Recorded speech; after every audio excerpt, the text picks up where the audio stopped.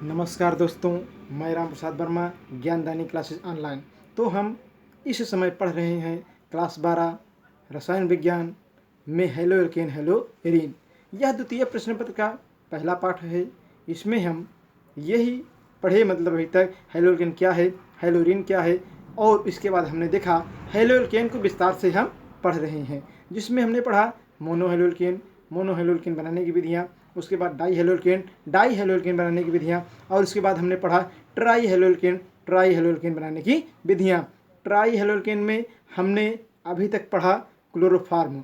आज हम पढ़ेंगे ब्रोमोफार्म और आइडोफार्म। तो आइए हम देखते हैं ब्रोमोफार्म। यहाँ पे आप कहेंगे ब्रोमोफार्म। देखिए, ब्रोमोफार्म का जो सूत्र होता है, जो सूत्र होता है CHBr3 होता है। क्या होता है? CHBr3 होता है। ये ब्रोमोफार्म का सूत्र है। अब उसके बाद आप कहेंगे इसी से संबंधित क्या है? आइडोफार्म।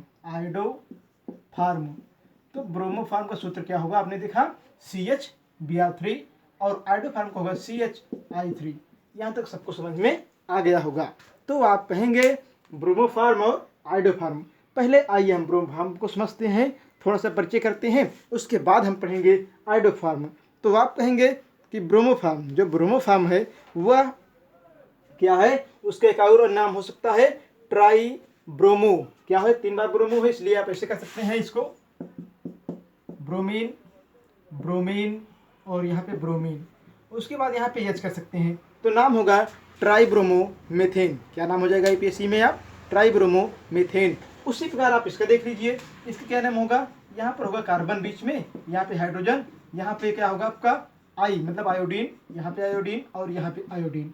ये हो गया ट्राई आइडोमेथेन। क्या नाम होगा? ट्राई आइडोमेथेन। तो आपने कहा इसका यूपीएससी नाम क्या होगा?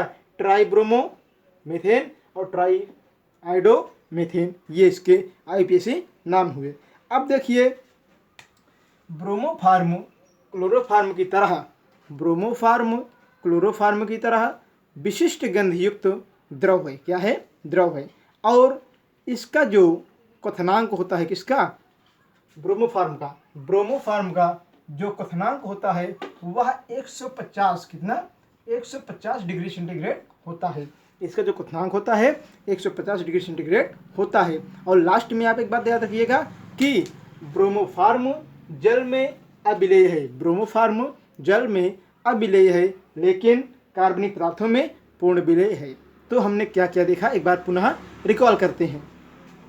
ब्रोमोफार्म सूत्र होगा CHBr3 और इसका आईपीएससी नाम होगा ट्राइब्रोमोमेथेन। यहाँ तक समझ में आया? उसके बाद आप कहेंगे कि इसका क्वथनांक कितना होगा? 150 डिग्री सेंटीग्रेड। उसके बाद आप कहेंगे कि यह जल में अघुलनशील है और कार्बनिक पदार्थों में घुलनशील है। लास्ट में आप कहेंगे कि ब्रोमोफार्म क्लोरोफार्म की तरह विशिष्ट गंधयुक्त द्रव है। ब्रोमोफार्म क्लोरोफार्म की तरह विशिष्ट गंधयुक्त द्रव है। तो हमने इसको समझ लिया। अब हम बात करेंगे आइडोफार्म की।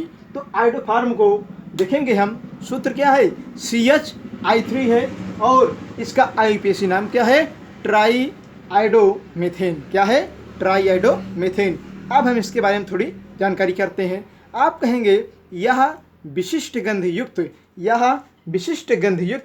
क्रिस्टलीय पदार्थ है। इसके क्रिस्टल पीले रंग के प्राप्त होते हैं। इसके क्रिस्टल कैसे आपको मिलेंगे? पीले रंग के प्राप्त होते हैं। आप कहेंगे इसका गलनांक 119 डिग्री सेंटीग्रेड होता है। इसका गलनांक जो होता है वह 119 डिग्री सेंटीग्रेड होता है। और लास्ट में आप कहेंगे कि यह भी जल में अविलेय होता है, लेकिन कार्बनिक पदार्थों में विलेय होता है। जल में अविलेय होता है और कार्बनिक पदार्थों में विलेय होता है। तो हमने इतना समझा। तो लास्ट में एक बार रिकॉल करते हैं आइडोफार्म को कि इसका सूत्र CHI3 होगा, आईपीएससी नाम ट्राई आइडोमेथेन होगा, और उसके बाद इसका क्वथनांक क्या होगा? इसका 119 डिग्री सेंटीग्रेड होगा। और आप लास्ट में कहेंगे यहाँ पर कि यह जल में अघुलनशील और कार्बनिक पदार्थों में घुलनशील है। और आप एक पॉइंट और जोड़ सकते हैं कि ये पीले रंग के क्रिस्टलीय ठोस पदार्थ होते हैं। ये पीले रंग के क्रिस्टलीय ठोस पदार्थ होते हैं। आइए हम देखते हैं इनके बनाने की विधियाँ कि कैसे आप इनको निर्माण कर सकते हैं, कैसे आप प्राप्त कर सकते हैं। देखिए आप इनके क्रम में देखेंगे बनाने की विधियों में, तो हम ब्रोमोफार्म को और आइडोफार्म को साथ में पढ़ेंगे। क्या पढ़ेंगे? ब्रोमोफार्म और आइडोफार्म को साथ में पढ़ेंगे। तो यहाँ पे आप देखिए जो प्रक्रम आपका है, पहला है आपका विद्युत अपघटनी विधि। क्या है? विद्युत अपघटनी विधि। तो पहला है विद्युत अपघटनी विधि। अब देखिए इसमें हम क्या करेंगे, इसमें हम करेंगे 2KX को जल से क्रिया करा देंगे।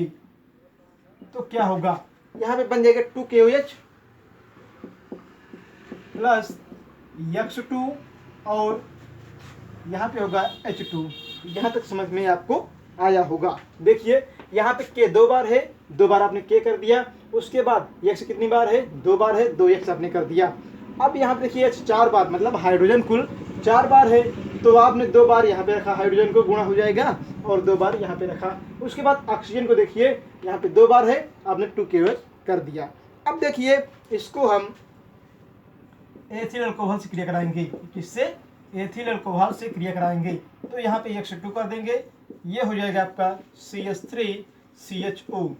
मतलब एथिल अल्कोहल हाइड्रोजन के 2 अणु से क्रिया करता है तो एसिटाल्डिहाइड को बना लेगा। क्या बनाएगा? एसिटाल्डिहाइड को बना लेगा।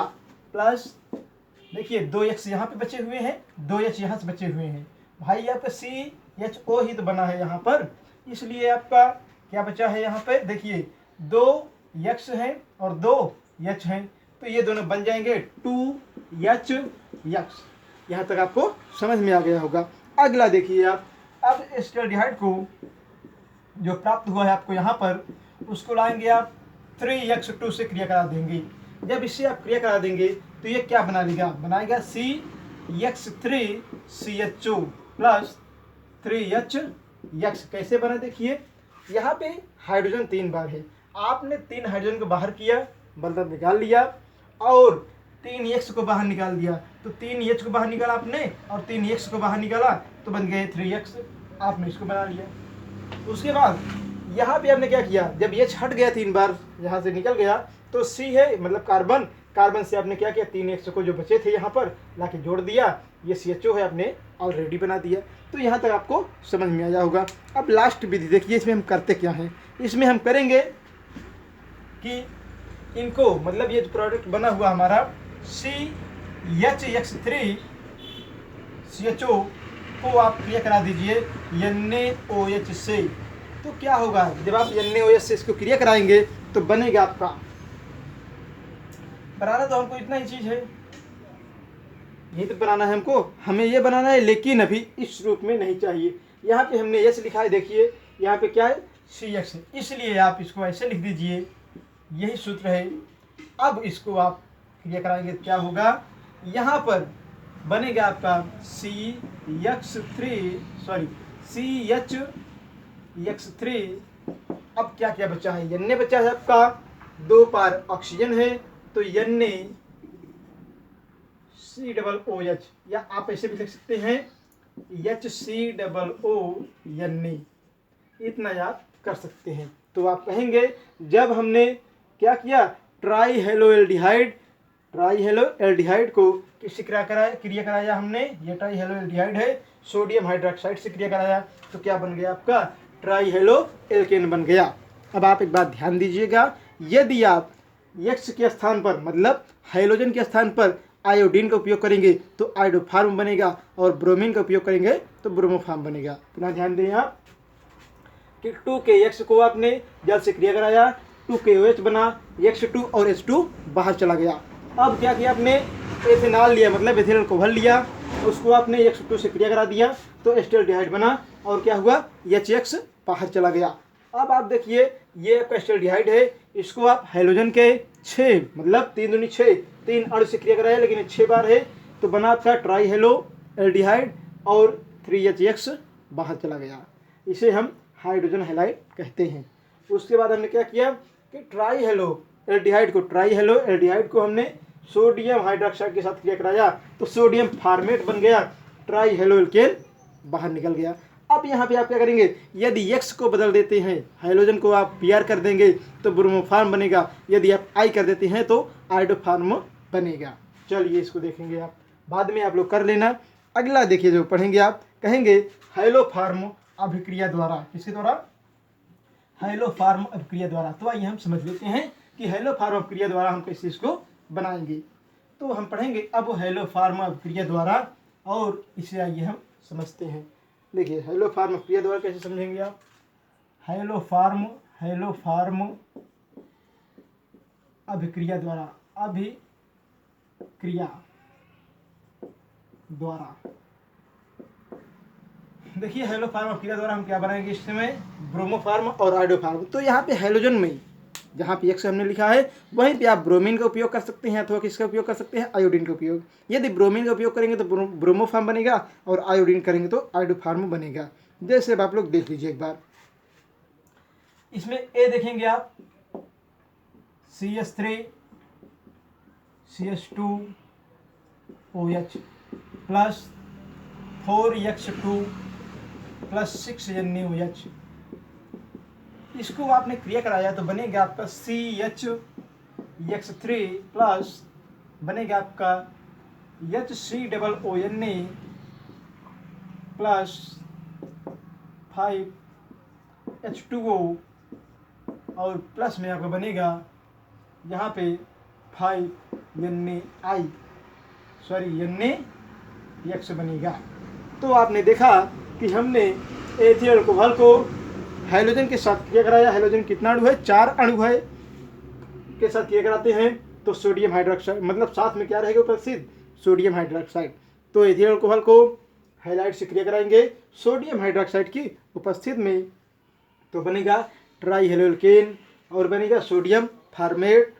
यहाँ पे सोडियम हाइलाइट और जब बाहर निकल जाएगा।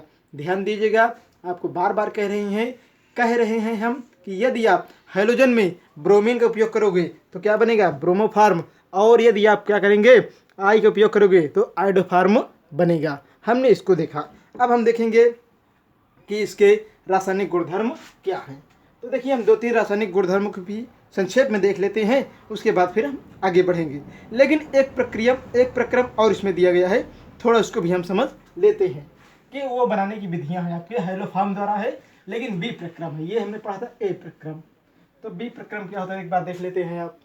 आप कहेंगे यहाँ पर बी प्रक्रम में क्या होगा, X2 को आपको NaOH से क्रिया कराना है, NaOH से क्रिया करा देंगे, ये बना लेगा आपका NaOX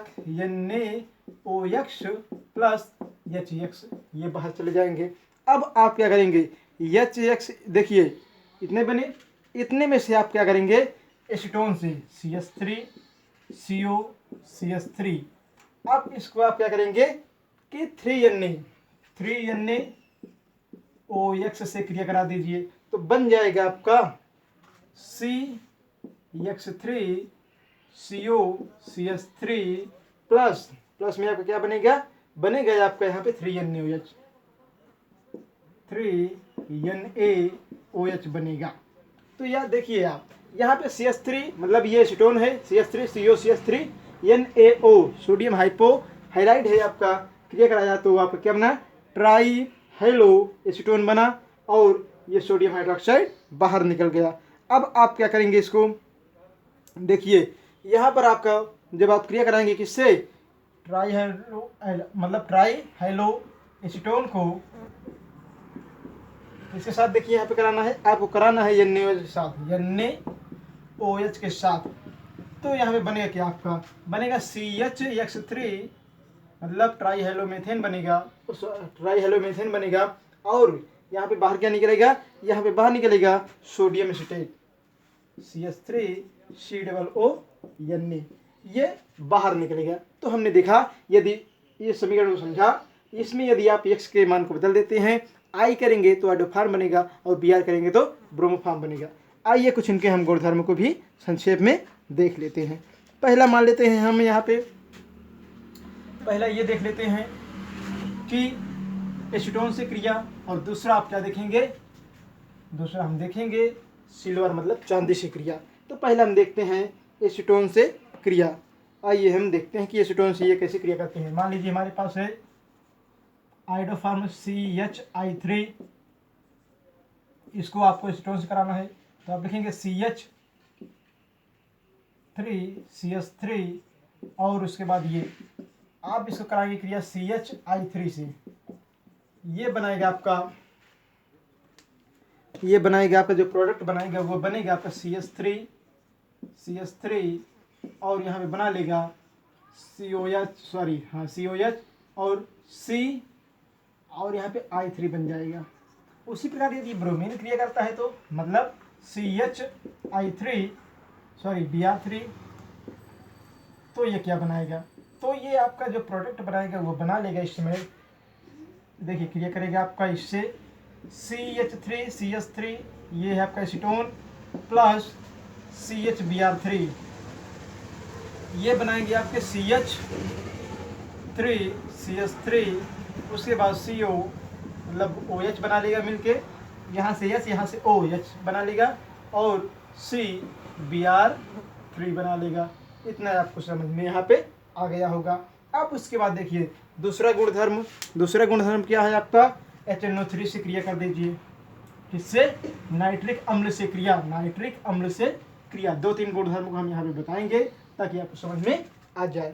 तो देखिए HNO3 से क्रिया किससे कराएंगे आप, ये HNO3 से ये क्या है आपका CHI3, पहले आप I से करा दीजिए प्लस OHNO2 ये है आपका नाइट्रिक अम्ल। क्या है? नाइट्रिक अम्ल है। ये H यहाँ पे आएगा और जल को बना लेगा, बनेगा आपका CNO2। उसके बाद क्या बचा है यहाँ पे देखिए CI3NO2 बनाएगा प्लस क्या बचा है आपका, यहाँ पे बचा है हमारे पास HOH मतलब जल। उसी प्रकार आप देखिए यहाँ पे बनाएगा CHBr3 ये करेंगे आप तो ये बनाएगा आपका OHNO2 CH यहाँ पे मिलेगा आपको CBr3 प्लस NO2 और HOH बाहर चला जाएगा। उसी प्रकार आप देखिए अगला जो है आपका गुणधर्म में अगला आप कहेंगे Ag से क्रिया मतलब सिल्वर मतलब Ag से क्रिया। तो आप कहेंगे कि यहाँ पे 2CHI3 प्लस 6Ag ये बनाएगा आपका 2 या ऐसे आप लिख लीजिए H ट्रिपल बंद है यहाँ पे हाइड्रोजन, यहाँ पर क्या कर देंगे आप, यहाँ पे आप कर देंगे 6Agi। उसी प्रकार यदि 2CHBr3 प्लस 6Ag तो ये क्या कर लेगा आपका, ये बनाएगा आपका ये प्रोडक्ट को बना देगा। देखिए ये प्रोडक्ट को बना देगा प्लस 6Ag बाहर निकल जाता है। तो हमने इसको समझा। उसी प्रकार इसके 1-2 गुणधर्म को हम और देखते हैं। जैसे आप करा सकते हैं क्रिया KOH से तो बनेगा क्या आपका 2 या ऐसे आप देख लीजिए यहाँ पे लिख देंगे आप CHCl3 मतलब यहाँ पे H यहाँ पे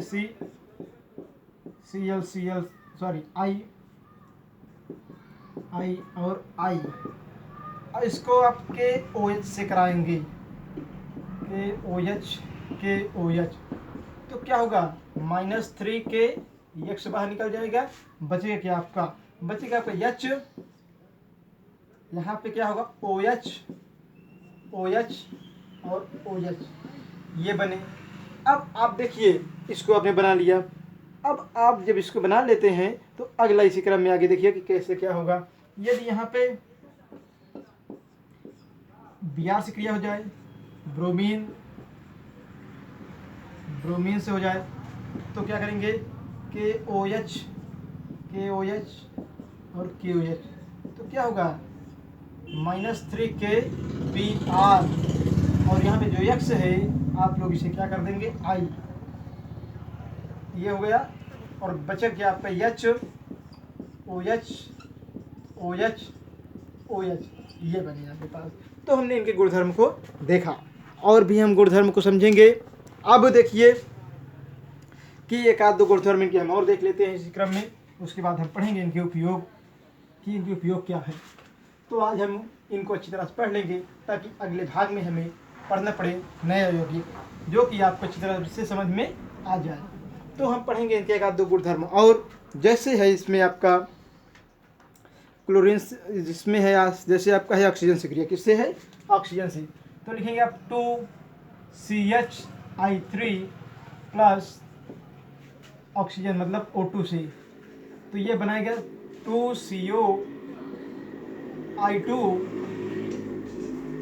प्लस ये क्या करेगा आपका बचा क्या है आपका 2H मतलब 2HI बाहर निकल जाएगा। उसी प्रकार आप देखिए यहाँ पे होगा यदि 2CHBr3 प्लस O2, तो ये बनाएगा आपका 2COBr3 प्लस 2HBr, ये बनाएगा। ध्यान से देखिए, सॉरी यहाँ पे 2 बार मतलब 2 बार होगा। इसका एक गुणधर्म हम और देखते हैं। इसमें के गुणधर्म में हम देखेंगे बेंजीन युक्त मतलब एरोमेटिक हाइड्रोकार्बन का। आप ऐसे देख लीजिए कि एक बेंजीन है, मान लीजिए से आप 3 बेंजीन है आपके पास, 3 बेंजीन है, C6H6 है। इसकी क्रिया आपने किससे करा दिया मान लीजिए पहले वाले यौगिक CHI3 से करा दिया। तो क्या होगा देखिए, बेंजीन यहाँ पे 3 बार बनेगा।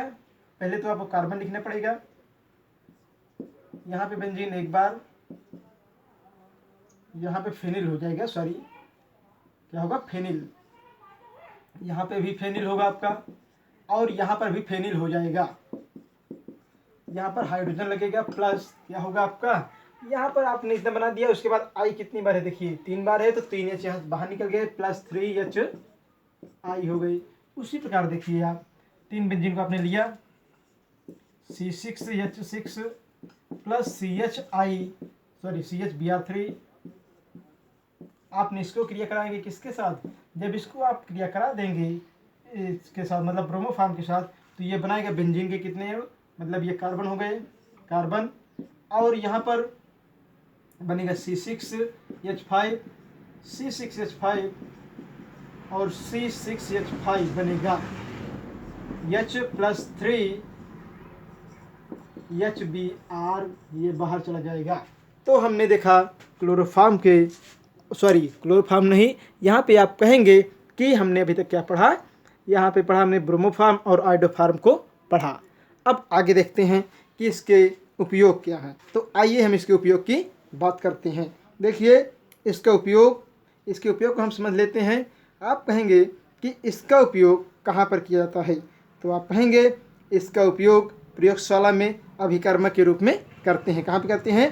प्रयोगशाला में अभिकर्मक के रूप में करते हैं। और साथ ही साथ इसका उपयोग किसका हम बता रहे हैं, पहले हम आप बताएंगे आपको आइडोफॉर्म बता रहे हैं, ध्यान देना, आइडोफॉर्म का हम बता रहे हैं आपको।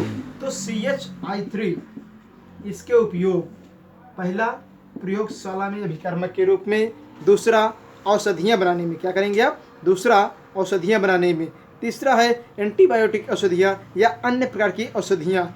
और आप देखेंगे कि इसके उपयोग कई स्थानों पर किए जाते हैं। तो आप कहेंगे पहला प्रयोगशाला में अभिकर्मक के रूप में, दूसरा है आपका औषधियाँ बनाने में, और इसके द्वारा कई प्रकार की आपकी बनाई जाती प्रतिरोधी मतलब एंटीसेप्टिक क्रीम बनाने में उपयोग किया जाता है। तो आपने इसको देखा। अगला हम पढ़ेंगे जो इसके उपयोग देखेंगे हम CHBr3, ये हम देखेंगे। अब देखिए इसका मतलब क्या है, इसमें आप देखेंगे कि इसके उपयोग क्या है। इसका उपयोग है प्रयोगशाला में अभिकर्मक के रूप में विभिन्न प्रकार की औषधियाँ बनाने में, और साथ ही साथ आप कहेंगे इसका उपयोग अन्य स्थानों पर किया जाता है, जैसे उद्योग धंधे में हो गए, और भी कई क्षेत्रों में इसका उपयोग किया जाता है। तो आज हमने पढ़ा ब्रोमोफॉर्म और आइडोफॉर्म, तो हमने इसको देखा। अगले भाग में हम पढ़ेंगे फ्रेयान टेफ्लॉन। तो आज यहीं तक, अगले भाग में इसके आगे। नमस्कार, धन्यवाद।